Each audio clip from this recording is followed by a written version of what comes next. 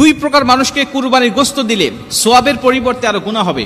রাসূল সাল্লাল্লাহু আলাইহি ওয়াসাল্লাম স্পষ্টভাবে আমাদেরকে বিষয়টা জানিয়েছেন। একাধিক হাদিস এবং বুখারী এবং মুসলিম শরীফের মধ্যেও এই হাদিসটা বর্ণনা করা হয়েছে যে দুই প্রকার মানুষ আছে এমন, যাদেরকে কুরবানির গোশত দিলে আমার কুরবানি কবুল হবে না এবং সোয়াবের পরিবর্তে গুনাহ হবে।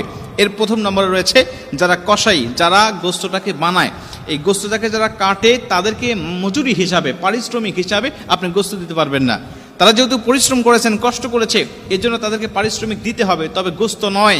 আপনি তাদেরকে টাকা পয়সা বা অন্য কোনো চুক্তি তাদের আপনি দিতে পারবেন, কিন্তু ওই কুরবানির পশু থেকে আপনি তাকে কিছুই দিতে পারবেন না।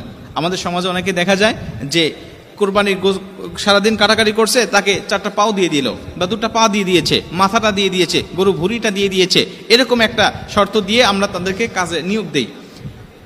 আল্লাহ রাসূল সাল্লাল্লাহু আলাইহি ওয়াসাল্লাম বলছেন, লা ইউতা ওয়া লা ইউতা ইল্লা লিজাযারাতিহা শাইআ, পারিশ্রমিক হিসাবে তুমি কুরবানির গোশত তাকে